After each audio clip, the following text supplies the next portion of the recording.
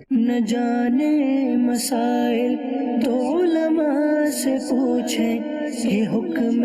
مبین ہم کو رب سے ملا ہے، چلو پوچھ کیسے جیے زندگی کو، چلو پوچھ لے کس میں رب کی رضا ہے، رب کی رضا ہے۔ الحمدللہ رب العالمین والصلاة والسلام علی سید الانبیاء والمرسلین، اما بعد فاعوذ باللہ من الشیطان الرجیم، بسم اللہ الرحمن الرحیم، والصلاة والسلام علیک یا رسول اللہ وعلی آلک واصحابک یا حبیب اللہ، والصلاة والسلام علیک یا نبی اللہ وعلی آلک واصحابک یا نور اللہ۔ مدنی چینل کے ناظرین، دارالافتاء اہل سنت کے سلسلے میں آپ کو ایک مرتبہ پھر مرحبا کہتے ہیں، خوش آمدید کہتے ہیں۔ آئیے بڑھتے ہیں درود پاک کی فضیلت کی طرف۔ چنانچہ نبی رحمت شفیع امت صلی اللہ تعالیٰ علیہ وآلہ وسلم کا فرمان عالی شان ہے، بروز قیامت لوگوں میں سے میرے قریب تر وہ شخص ہوگا جس نے دنیا میں مجھ پر زیادہ درود پاک پڑھا ہوگا۔ صلو علی الحبیب صلی اللہ تعالیٰ علی محمد صلی اللہ علیہ وآلہ وسلم۔ انسان اللہ تبارک و تعالیٰ کی عبادت کرتا ہے تو اللہ تبارک و تعالیٰ کی جانب سے اس پر رحمتوں کا نزول رہتا ہے، بلکہ جو عبادت نہیں کرتا تو عبادت کرنے والوں کی وجہ سے اسے بہت کچھ دنیا کی نعمتوں سے استفادے کی صورت مل رہی ہوتی ہے۔ اگر ہم بات کریں آج کے اپنے ٹاپک سے متعلق تو وہ بھی کچھ اسی ہی طرح کا ہے جس کا ہم نے پچھلے سلسلے کے اندر بھی نیت کا اظہار کیا تھا کہ ہم اس کو ٹاپک کو شامل سلسلہ کریں گے۔ اگرچہ اس عبادت کا کوئی خاص وقت یوں تو مقرر نہیں کہ ہر شخص کے لیے ایک ہی وقت ہو، لیکن عموماً ہمارے معاشرے کے اندر وہ انہی مہینوں کے اندر وہ عبادت ادا کی جاتی ہے۔ تو کیا وہ عبادت انہی مہینوں میں ادا کرنا ضروری ہے یا اس کے علاوہ بھی ادا کی جا سکتی ہے، یا اور متعلق اس سے کیا احکام ہیں، اس کے بارے میں آج بات کریں گے۔ ہمارا آج کا موضوع ہے زکوٰۃ۔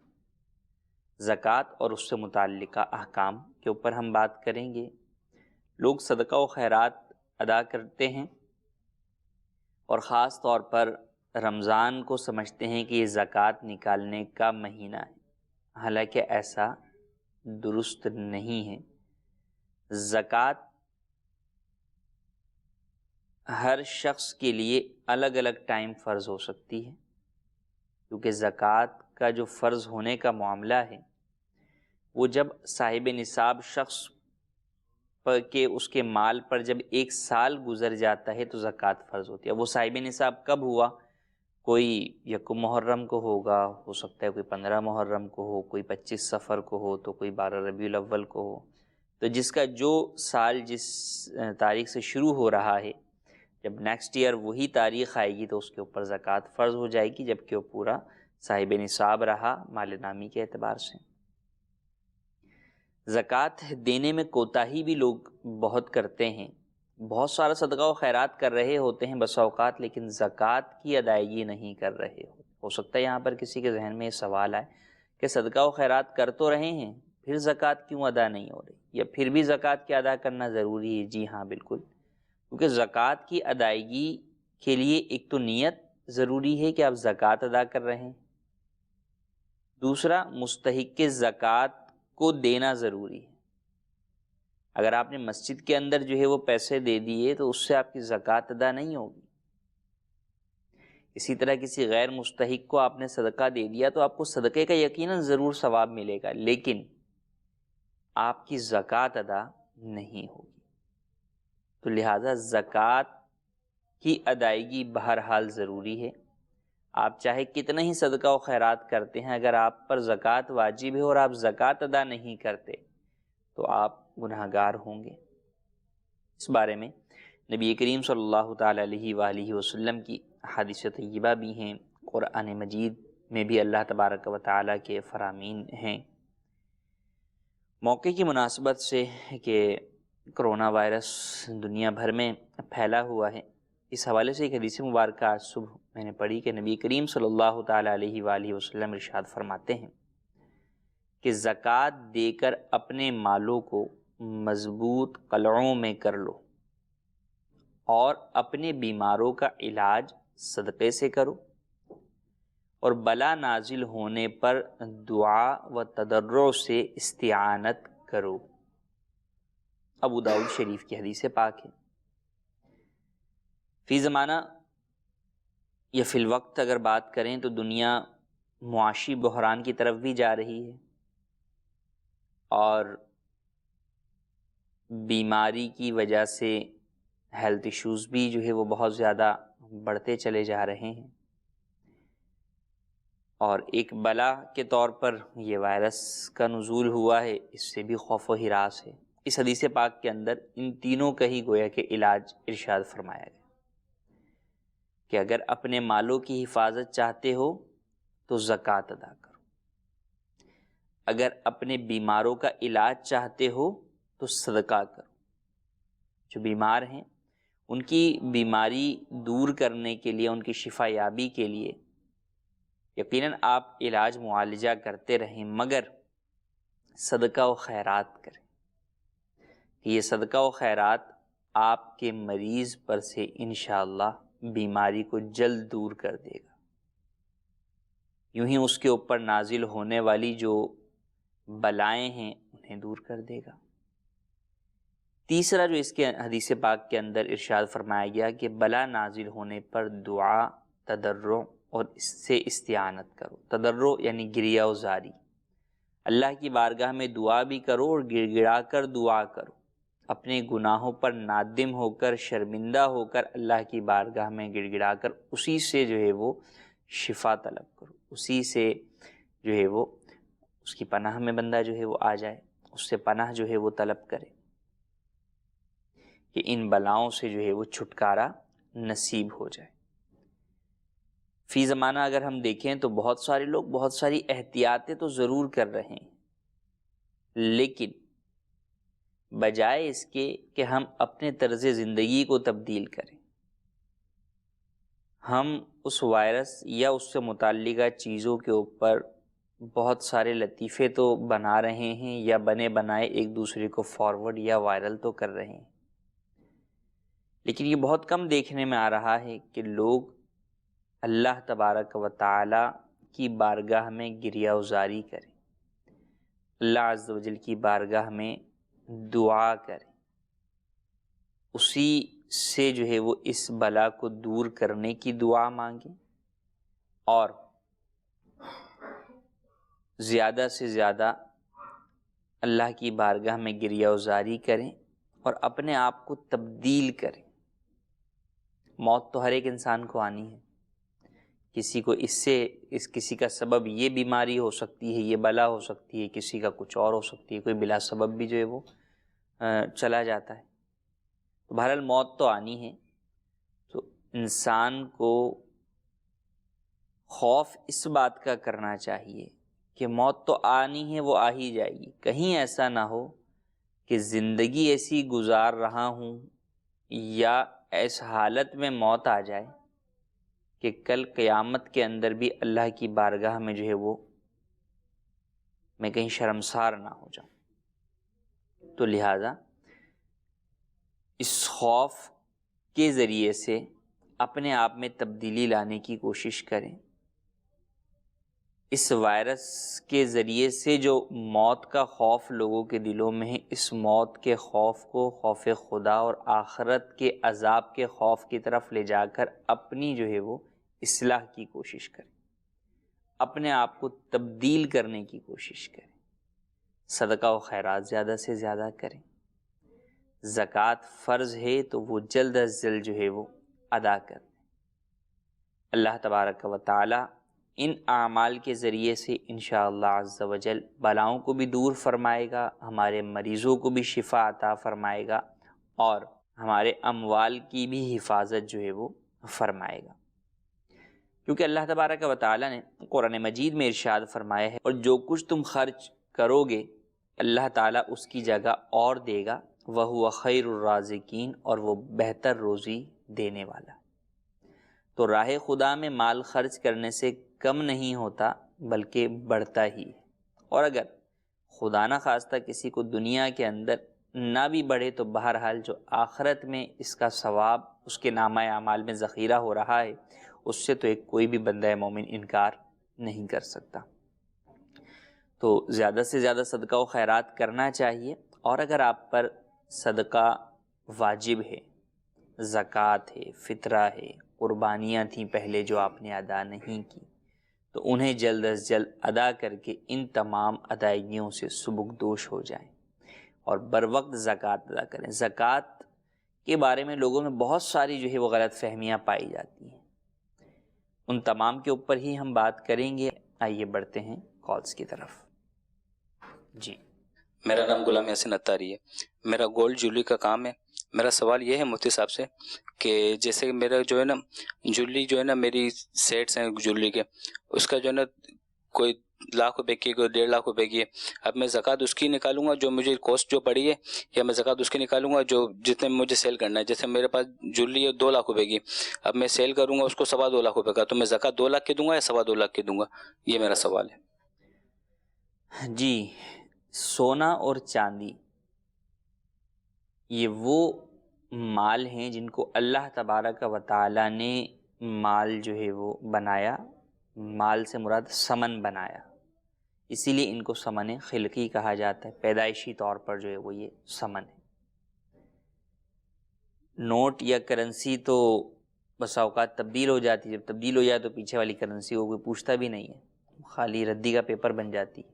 لیکن سونا چاندی ایسا نہیں ہے، یہ شروع سے جو ہے وہ ثمن ہے اور ہر جگہ ایکسیپٹیبل ہوتا ہے۔ تو سونا چاندی پر بہر صورت زکوٰۃ ہوتی ہے، چاہے وہ بیچنے کے لیے آپ نے خریدا ہو، چاہے وہ اپنے استعمال کے لیے خریدا ہو، کسی بھی طریقے سے خریدا، سونا چاندی پر بہرحال زکوٰۃ ہوگی جبکہ وہ نصاب کی مقدار میں ہو اور دیگر شرائط زکوٰۃ پائی جائیں۔ بعض لوگوں میں غلط فہمی پائی جاتی ہے، خاص طور پر خواتین کے اندر، کہ جناب اگر ہم تو زیور استعمال کر رہے ہیں، جو زیور ہم استعمال کر رہے ہیں پہن رہے ہیں ان پر زکوٰۃ نہیں ہے، تو یہ غلط کانسیپٹ ہے۔ فقہ حنفی کے مطابق اور احادیث طیبہ کے مطابق بھی یہی بات معلوم ہوتی ہے کہ پہنے ہوئے زیور کے اوپر بھی زکوٰۃ ہوگی۔ نبی کریم صلی اللہ تعالیٰ علیہ وآلہ وسلم کی حدیث پاک اس بارے میں کہ آپ گزر رہے تھے، بعض عورتوں کو دیکھا کہ وہ کنگن پہنی ہوئی ہیں، تو فرمایا کہ کیا تم اس کی زکوٰۃ ادا کرتی ہو؟ تو اس سے یہ پتہ چلا کہ وہ پہنے ہوئے زیور پر بھی حضور نے پوچھا، تو اس کا مطلب پہنے ہوئے زیور پر بھی زکوٰۃ لازم ہے۔ بہرحال ہمارے سائل محترم کا جو سوال تھا کہ ان کا تو کام ہے، مال تجارت ہے، سونا کا جو مال ہے اس کے اوپر جو ہے وہ یہ بیچتے بھی ہیں، جیولر ہیں۔ اب ایک ہے اس میں اصل سونے کی قیمت، اور ایک یہ ہے کہ بناوٹ کی وجہ سے اس کی قیمت جو ہے وہ بڑھ گئی۔ مثلا سونا ہے اس میں 2 لاکھ کا، لیکن وہ سیٹ جو ہے وہ بکتا ہے 2.5 لاکھ روپے کا، تو اب اس کی زکوٰۃ جو ہے وہ 2 لاکھ کے اعتبار سے دیں گے یا 2.5 لاکھ کے اعتبار سے؟ اس کی زکوٰۃ 2.5 لاکھ کے اعتبار سے ہی ادا کی جائے گی، کیونکہ اس کی بناوٹ نے یا اس میں موتیوں نے دیگر ساری چیزیں، چونکہ بیچنے کے لیے خرید رہے ہیں آپ، بیچنے کے لیے جو ہے وہ آپ اس کو جو ہے وہ بنا رہے ہیں۔ ویسے اپنا آپ نے گھر کا مثال کے طور پہ جو ہے وہ کوئی سیٹ لیا، اور اس سیٹ میں اگر آپ دیکھیں تو 2 لاکھ کا جو ہے وہ سیٹ ہے، اور باقی موتیوں کے جو ہے وہ پیسے ہیں 50,000، تو آپ پر 2 لاکھ کی زکوٰۃ ہوگی، 50,000 کی مزید نہیں ہوگی۔ موتیوں کی زکوٰۃ نہیں ہے کیونکہ آپ نے اس کو بیچنے کے لیے تھوڑی خریدا ہے، لیکن چونکہ جو جیولر ہے اس نے تو بیچنے کے لیے ہی خریدا ہے، تو سونا تو اصل ہونے کے اعتبار سے اس پر زکوٰۃ ہے ہی، لیکن جو موتیاں یا دیگر چیزیں ہیں ان کی جو زکوٰۃ بھی اس شخص کے اوپر بنے گی، کیونکہ اس کا یہ مال تجارت ہے، اس نے بیچنے کے لیے خریدا ہے۔ تو جو بھی جیولری آپ کے پاس ہے اس کی جو آپ کی سیلنگ پرائز ہے، بیچنے کی جو اس کی قیمت ہے، مارکیٹ میں اس کی جو ویلیو ورتھ ہے، اس کے اوپر زکوٰۃ آپ پر دینا لازم ہوگا۔ جی مزید مفتی صاحب سے سوال یہ ہے کہ ہمارا نایاب پتھروں کا کام ہے، ان پتھروں کے حوالے سے ہمیں زکوٰۃ نکالنی ہو تو اس کا کیا طریقہ ہے، یہ ارشاد فرما دیں۔ دوسرا سوال یہ ہے کہ ہمارے پاس کافی کلائنٹس آتے ہیں اور کہتے ہیں کہ میرا یہ نام ہے اور میرا یہ منتھ ہے، اس حساب سے آپ ہمیں سٹون نکال کے دیں، تو کیا یہ کرنا کیسا ہے، مطلب اس کی کوئی حقیقت ہے؟ تو اس کے بارے میں بھی شرعی رہنمائی فرمائیں۔ جی، پہلا سوال یہ ہے کہ پتھروں پر، نایاب پتھروں کا کاروبار ہے تو کیا اس پر زکوٰۃ ہوگی؟ زکوٰۃ مال نامی پر ہوتی ہے۔ مال نامی کون سے اموال ہیں؟ سونا، چاندی، مال تجارت، کرنسی، پرائز بانڈ بھی آپ اس میں لے سکتے ہیں۔ یوں ہی سائمہ جانور ہوتے ہیں، وہ جانور،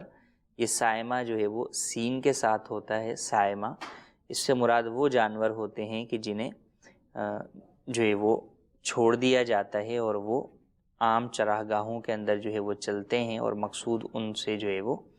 مگر وہ ایک مخصوص صورت ہے، عمومی طور پر شہر میں وہ کیفیت جو ہے وہ نہیں ہوتی، لہٰذا ہم اس کی طویل ڈسکشن میں نہیں جاتے۔ تو عرض کرنے کا مقصد یہ کہ مال نامی پر زکوٰۃ ہوتی ہے۔ مال نامی میں سونا چاندی ہے، مال تجارت ہے، پرائز۔ اب جو پتھر ہے یہ نہ سونا ہے نہ چاندی ہے، اب کیا ہے؟ اگر تو مال تجارت ہے، جیسا کہ آپ نے بتایا کہ آپ کا اس کا کاروبار ہے، جب کاروبار ہے تو مال تجارت ہے۔ اچھا، کوئی چیز مال تجارت کب ہوتی ہے؟ کوئی چیز مال تجارت اس وقت ہوتی ہے کہ جب آپ اس چیز کو خریدتے وقت یہ نیت کریں کہ میں اس کو بیچنے کے لیے خرید رہا ہوں، تو یہ چیز مال تجارت ہو جاتی ہے۔ یا کوئی مال تجارت آپ نے بیچا، پہلے سے آپ کے پاس تھا، آپ نے پہلے کوئی ایک چیز خریدی تھی، اور اب اس کا جو پیسہ آیا اس کے بدلے میں آپ نے جو ہے وہ کوئی دوسرا مال جو ہے وہ خریدا، یا مال تجارت کے ثمن کے اندر آپ نے وہ چیز جو ہے وہ لی، تو وہ مال تجارت جو ہے وہ بنتا ہے۔ تو جب یہ پتھر، سونا چاندی تو نہیں، اس اعتبار سے تو زکوٰۃ نہیں، لیکن جب وہ مال تجارت ہیں آپ کا تو بہرحال اس کے اوپر زکوٰۃ لازم ہوگی، جبکہ وہ نصاب کی مقدار کو پہنچتے ہوں اور دیگر شرائط پائی جائیں۔ اسی سے متعلق دوسرا سوال کہ لوگ جو ہے وہ یہ سمجھتے ہیں کہ جناب پتھروں کا بڑا تعلق ہے اور ہماری زندگیوں کے ساتھ، اور مہینے اور دن کے اعتبار سے وہ پتھر نکلواتے ہیں۔ در حقیقت پتھروں کا انسان کی قسمت سے کوئی تعلق نہیں ہے۔ پتھروں کو مؤثر جاننا کہ ان کی وجہ سے ہماری جناب قسمت میں بڑا فرق پڑ جائے گا، یہ بھی درست نہیں ہے۔ مؤثر حقیقی اللہ تبارک و تعالی ہی ہے، تقدیر بھی اسی نے لکھی ہے، اور پتھروں کی وجہ سے تقدیروں میں فرق نہیں پڑتا۔ ہاں، البتہ بعض پتھر مبارک ہیں، ان کا پہننا حدیث طیبہ سے ثابت ہے، جیسے کہ حدیث پاک میں عقیق پتھر کے بارے میں فرمایا گیا کہ عقیق پتھر جو ہے وہ مبارک پتھر ہے، اس کی جو ہے وہ انگوٹھی جو ہے وہ پہنی جائے۔ تو یوں جو پتھر کو مناسبت ہے، نسبت ہے، مبارک ہیں، یا احادیث طیبہ کے اندر جو جن پتھروں کا ذکر ہوا تو وہ بطور تبرک کے لیے کوئی جو ہے وہ پہننا چاہے تو بالکل پہن سکتا ہے، اس میں کوئی حرج نہیں۔ دوسرا بھی کوئی بھی پتھر کوئی پہننا چاہے تو پہن سکتا ہے، لیکن اس کے اثر کرنے کا کانسیپٹ رکھنا، نظریہ رکھنا، یہ درست نہیں ہے۔ تو لہٰذا اگر کوئی آپ کے پاس آتا ہے تو آپ اسے بتا سکتے ہیں کہ بھائی اس حوالے سے تو کوئی اس طرح کی کوئی جو ہے وہ اصل نہیں ہے، باقی میں آپ کو پتھر بتا دیتا ہوں کہ بھئی یہ عقیق پتھر ہے، یہ فلاں پتھر ہے، آپ پہننا چاہیں ان میں سے جو آپ کو بہتر لگے آپ وہ پہن لیجئے۔ اب بسا اوقات یہ بھی ہوتا ہے کہ جناب دکاندار اپنا مال بیچنے کے لیے سامنے والے کو کوئی سا بھی جو ہے نا وہ نکال کے دے دیتے ہیں، یعنی اس کو یہ پتہ بھی نہیں ہوگا کہ یہ کس پتھر کا کیا جو ہے وہ تعلق ہے یا نہیں ہے، تو وہ بہرحال جب اس کو بیچنا ہی ہے مال تو وہ کہے گا کہ ہاں آپ کے مہینے کے اعتبار سے یہ والا پتھر ہے۔ تو یوں کہہ کر بیچنا یہ بھی درست نہیں ہے کہ سامنے والے کو دھوکہ دینا ہے، اصل بات اسے بتا دی جائے اور پھر اس کے بعد اس کی مرضی ہے کہ وہ خریدے آپ سے یا نہ خریدے۔ جی بڑھتے ہیں مزید کالز کی طرف۔ جی کال جی۔ میرا تعلق جو ہے سنار برادری سے ہے اور میں کراچی میں میرا بزنس ہے، ٹھیک ہے۔ اچھا، کچھ سوال میرے ذہن میں یوں تھا کہ گزشتہ چند سالوں سے میں صاحب نصاب بنا ہوں، تو اس کے متعلق یہ ہے کہ مجھے زکوٰۃ جو ہے فار ایگزامپل کہ میں 2018 میں صاحب حیثیت ہوا تو اس کی زکوٰۃ مجھے 2019 میں ادا کرنی ہے جو پورا ایک سال گزرنے کے بعد، یا 2019 کی 2020 میں ایڈوانس مجھے دینی ہے زکوٰۃ؟ تو یہ تھوڑا سا مجھے کلیئرفیکیشن چاہیے۔ جی، زکوٰۃ جو ہے وہ ایڈوانس میں دینی ہوتی ہے یا زکوٰۃ پورا سال ہونے کے بعد لازم ہوتی ہے، یہ سوال ہے۔ جواب اس کا یہ ہے کہ زکوٰۃ سال پورا ہونے کے بعد لازم ہوتی ہے، یعنی آپ اگر آج صاحب نصاب ہوئے ہیں تو آج آپ پر زکوٰۃ لازم نہیں، بلکہ آئندہ سال جب یہی تاریخ آئے گی تو آپ پر زکوٰۃ لازم ہوگی، جبکہ درمیانے سال جو ہے وہ آپ کا مال بالکل زیرو نہ ہوا ہو اور شروع اور آخر سال کے اندر آپ صاحب نصاب ہوں۔ اور پھر جو زکوٰۃ لازم ہوگی وہ کس پر ہوگی، کس پیسے پر ہوگی؟ آج کے پیسے پر یا اگلے سال اس تاریخ کو جو پیسہ آپ کے پاس ہوگا؟ جی ہاں، زکوٰۃ لازم ہوگی اگلے سال اس تاریخ کو جو آپ کے پاس پیسہ ہوگا اس پر۔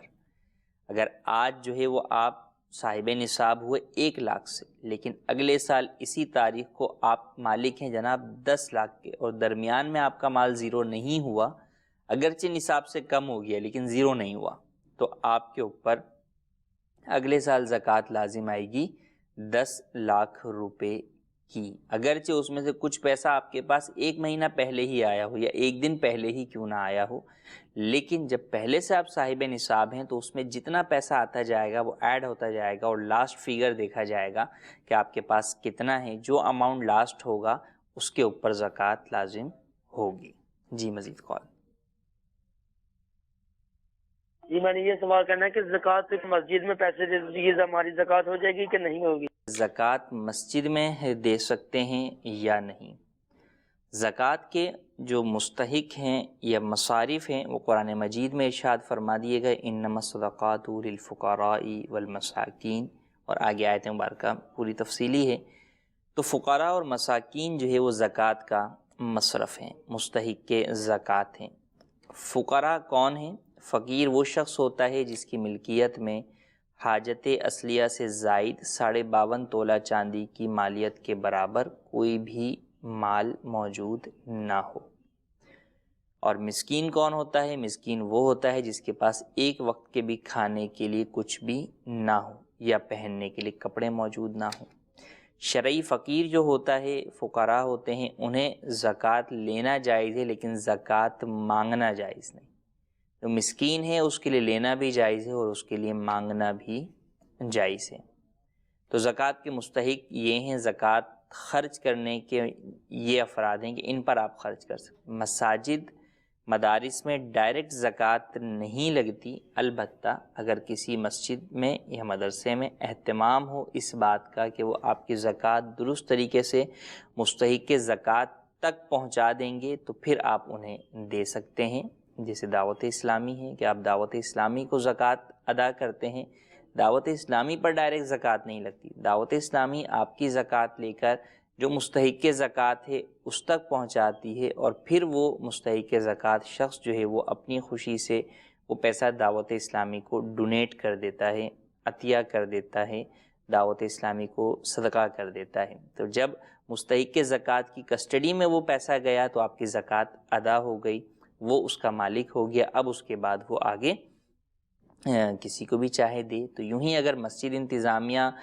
ان مسائل کو جانتی ہے اور وہ پھر لے رہی ہے، اور زکوٰۃ کا ہیلہ ہر جگہ نہیں ہوتا، مخصوص اس کی جگہ ہیں اور مخصوص مقامات پر ہی ہوتا ہے اور اس کی اپنی شرعی احتیاط اور تقاضے ہیں، تو لہٰذا اگر کسی مسجد میں ان تمام شرعی احتیاط اور تقاضوں کے مطابق ہی اور ضرورت کے مطابق ہی ہیلہ کیا جاتا ہے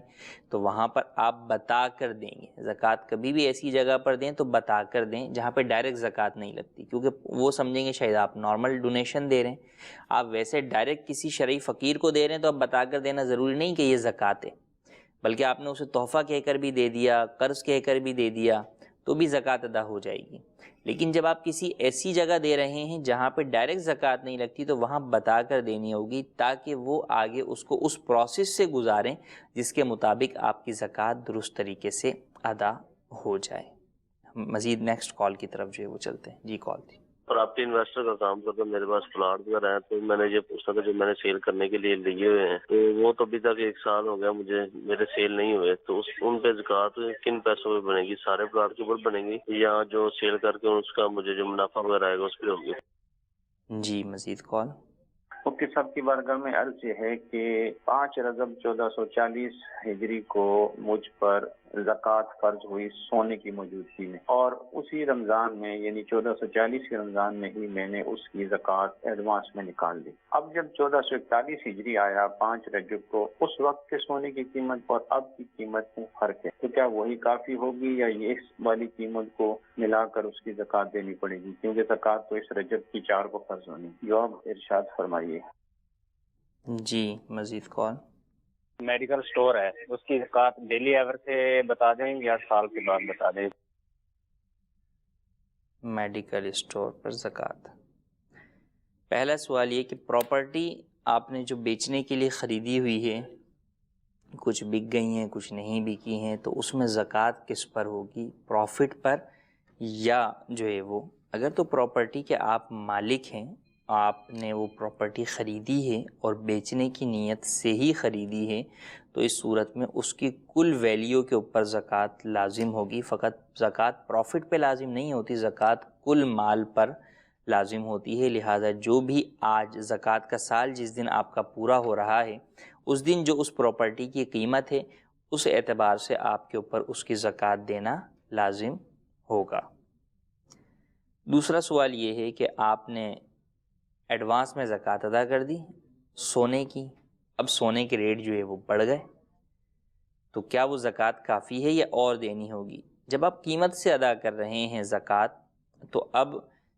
سال جس دن پورا ہوا اس دن دیکھا جائے گا کہ آپ کے مال کی ورث کتنی ہے اور اس کے اوپر زکوٰۃ کتنی بنتی ہے۔ تو لہٰذا اگر آپ نے مثال کے طور پہ 50,000 روپے تولہ سونا تھا، اس وقت زکوٰۃ ادا کی،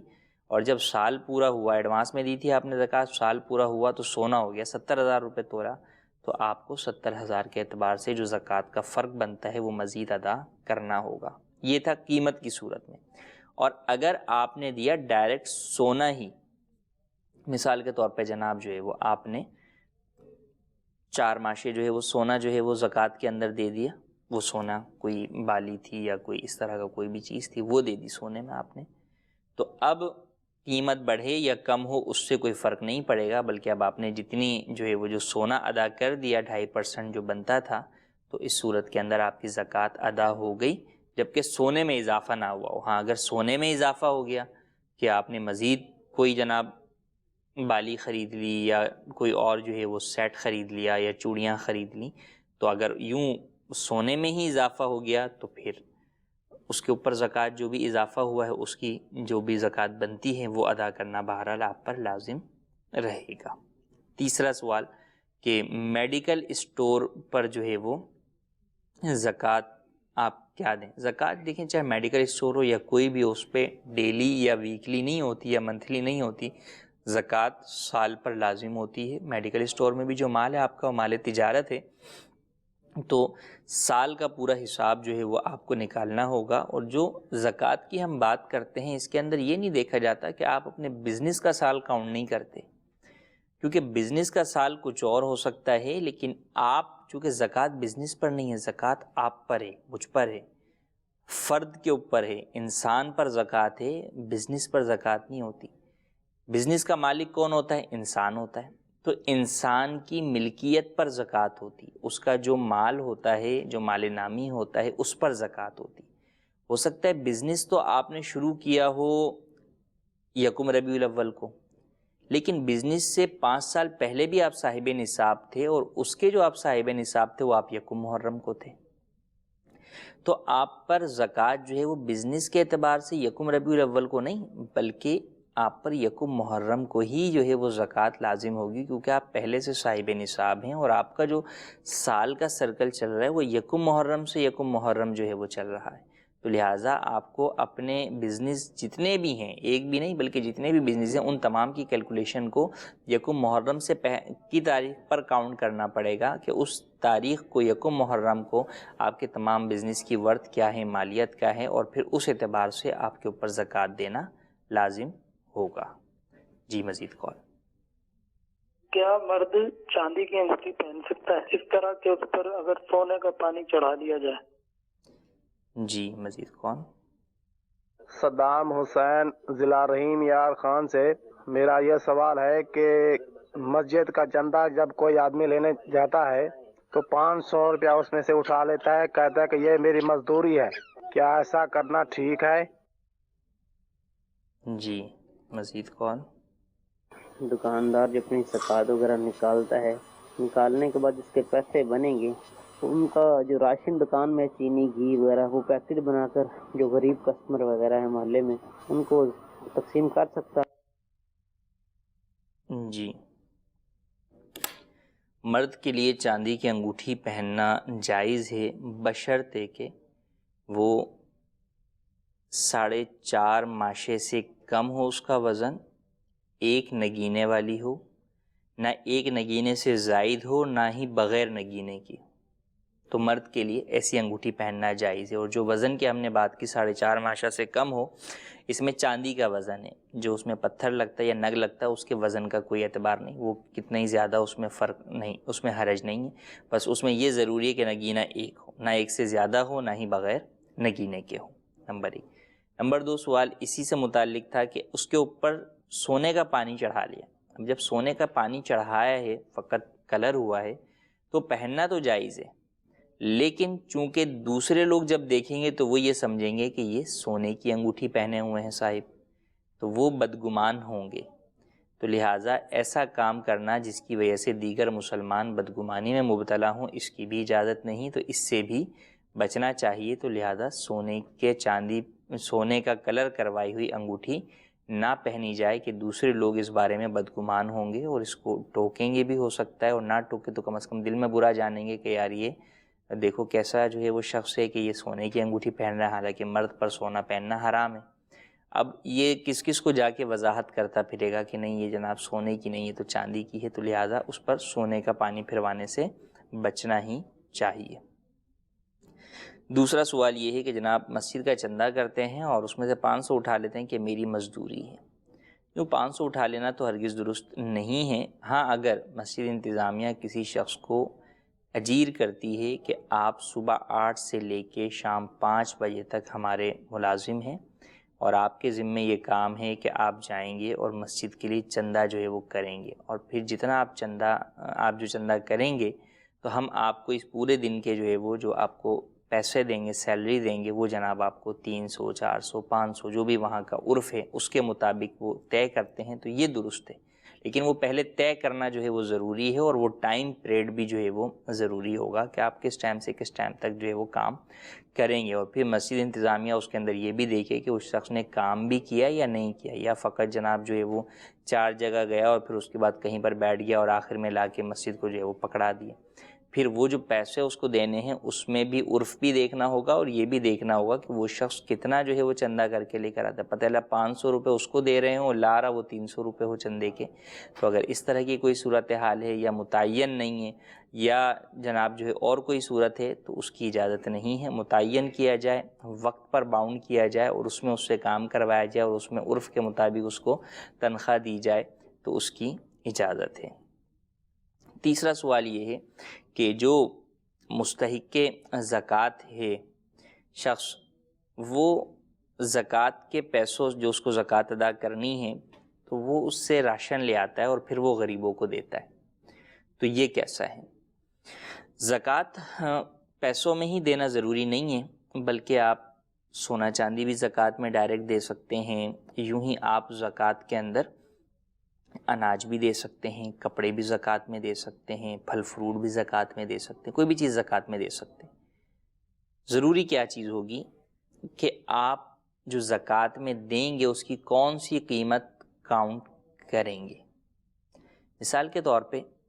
آپ نے آٹا خرید کے زکوٰۃ میں دینا ہے، جب آپ نے آٹا خریدا اس وقت اس کی قیمت تھی مثال کے طور پہ جناب 500 روپے جو ہے وہ کا وہ پیکٹ تھا آٹے کا، آپ نے جب خریدا، اور جب آپ کسی کو ادا کر رہے تھے اس وقت ریٹ ہو گئے سستے اور وہ ہو گیا 450 کا، تو اب آپ اپنی زکوٰۃ میں 450 کاؤنٹ کریں گے، 500 نہیں، اگرچہ آپ نے 500 کا خریدا تھا لیکن جس وقت آپ نے زکوٰۃ دی ہے اس وقت اس چیز کی قیمت کتنی ہے 450 روپے، تو لہٰذا گویا کہ آپ نے 450 روپے ادا کیے ہیں۔ یوں ہی آپ نے 500 کا خریدا تھا، بعد میں ریٹ بڑھ گئے اور 550 کی وہ چیز ہو گئی، اب آپ نے ادا کی تو اب آپ زکوٰۃ کتنی کاؤنٹ کریں گے 550 روپے کاؤنٹ کریں گے۔ ضروری نہیں کہ آپ 500 ہی کاؤنٹ کریں، کیونکہ جب آپ ادا کر رہے ہیں اس وقت اس چیز کی ورتھ ویلیو جو ہے وہ 550 روپے ہے، تو اس چیز کا خیال کرنا ضروری ہے، نمبر 1۔ نمبر 2 یہ کہ ایک ہے زکوٰۃ میں مال دینا مستحق کے زکوٰۃ کو، اور ایک یہ ہے کہ اس کے اوپر جو سودا بنتا ہے اس میں آپ کا جانب سے اس کو سبسڈی دینا، اس کو رعایت دینا، ڈسکاؤنٹ دینا۔ آپ نے مستحق کی زکوٰۃ کو وہ آیا کہ جناب جو ہے وہ یہ آٹے کے جو ہے وہ پیسے آٹا دے دیں، چینی دے دیں، یوں دے دیں، آپ نے اس کو اس کا مطلوبہ سامان دے دیا اور اس کو کہا کہ بھائی آٹا جو ہے نا یہ اس کے پیسے میں آپ سے چارج نہیں کر رہا، یہ میری طرف سے آپ کو ہیں، یہ آٹا آپ نے جو ہے وہ اس کو دے دیا، تو ٹھیک ہے، وہ مستحق کی زکوٰۃ ہے تو آٹے کی قیمت کے اعتبار سے آپ کی زکوٰۃ اتنی ادا ہو گئی۔ اور ایک یہ ہے کہ اس کے اوپر مثال کے طور پہ بل بنتا تھا 5000 روپے کا کل سامان کا، اور آپ نے اسے یہ کہا کہ میں آپ کو ڈسکاؤنٹ میں یہ سارا سامان 4000 روپے کا دیتا ہوں،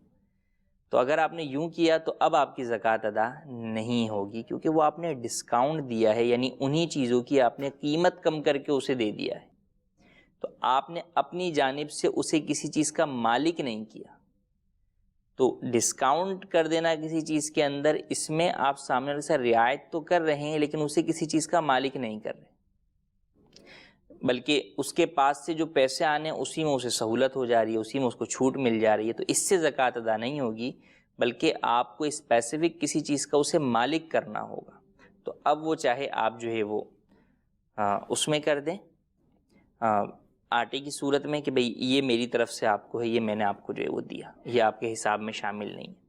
یا یوں بھی ہو سکتا ہے کہ 5000 کا بل بنائے، 5000 دیجیے، آپ نے 5000 لے لیے، اب اس کے بعد آپ نے کہا قبضہ کر لیا آپ کا، یہ 1000 روپے میری طرف سے آپ کو ہیں۔ اب یوں آپ نے جب کہہ کے دے دیے تو اب یہ 1000 روپے جو آپ نے قبضہ کرنے کے بعد اپنی ملکیت میں لینے کے بعد آپ نے اسے واپس کیے، تو اس میں اگر آپ کی زکوٰۃ کی نیت ہے کہ میں زکوٰۃ کی نیت سے دے رہا ہوں تو ٹھیک ہے، اور اس میں سامنے والا مستحق کے زکوٰۃ بھی ہو، یہ بھی ضروری ہے، تو ان باتوں کا بھی زکوٰۃ کی ادائیگی میں خیال رکھنا ضروری ہے۔ جی مزید کال۔ میں نے حج کے لیے پیسے جمع کرائے تھے تو درخواست ہماری نامنظور ہوئی ہے، اب کیا اس پیسے پہ زکوٰۃ فرض ہوگی یا کہ نہیں؟ جی اہم سوال ہے کہ حج کے لیے پیسے جمع کرائے اور وہ پیسے جو ہے وہ جمع تھے، اب نام نہیں آیا تو اس پر زکوٰۃ ہوگی یا نہیں۔ جب اس پہ نام نہیں آیا اور اس درمیان میں آپ کے پاس وہ پیسہ جو ہے، کیونکہ دیکھیں جب آپ نے وہ پیسہ جمع کروایا تو وہ پیسہ اس وقت جو ہے وہ کسی چیز کے عوض میں نہیں ہے، کسی چیز کی آپ ادائیگی اس پیسے سے نہیں کر رہے،